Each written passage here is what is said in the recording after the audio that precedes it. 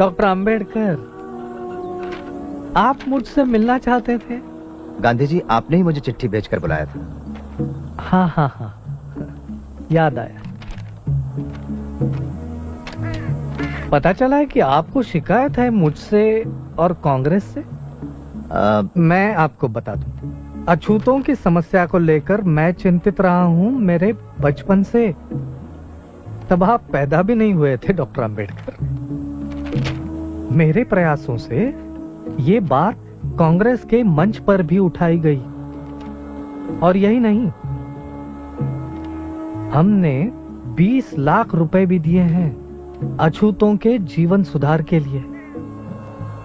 आश्चर्य की बात है कि आप जैसा व्यक्ति कैसे विरोध कर सकता है मेरा और कांग्रेस का। असल में कांग्रेस ने इस समस्या को समझने का सिर्फ दिखावा किया है, दांभिकता भरे झूठे और खोखले आश्वासन देकर। आपने कहा कि कांग्रेस ने 20 लाख खर्च की। मैं कहता हूं कि व्यर्थ खर्च की। अगर कांग्रेस अपना दायित्व समझती है तो कांग्रेस का सदस्य बनने की शर्त होनी चाहिए छुआछूत ना मानना, ना कि खादी पहनना। आप कहते हैं कि ब्रिटिशों के मन में हमारे लिए कोई बदलाव नहीं आया। मैं ये पूछता हूं कि हिंदुओं के मन में भी कहां बदलाव आया है हमारे लिए? जब तक वो अड़ियल बने रहेंगे तब तक हम विश्वास नहीं करेंगे हिंदुओं पर, कांग्रेस पर या किसी महात्मा पर। इतिहास साक्षी है कि महात्मा हवा के झोंके जैसे होते हैं, जो धूल तोड़ाते हैं लेकिन ठोस कुछ नहीं करते।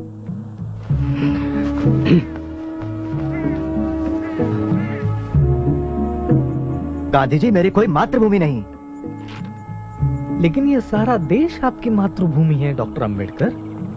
और जहां तक राउंड टेबल कॉन्फ्रेंस के बारे में मैंने पढ़ा, उससे यह साबित होता है कि आप एक सच्चे और निष्ठावान देशभक्त हो। इसे मैं अपनी मातृभूमि कैसे कह सकता हूं जहां कुत्ते बिल्लियों जैसा सुलूक होता है हमारे साथ?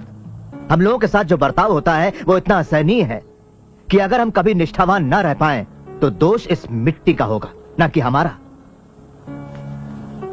कांग्रेसियों ने हमारे आंदोलन का विरोध किया, देशद्रोही कहा, और आप मुझे देशभक्त कह रहे हैं।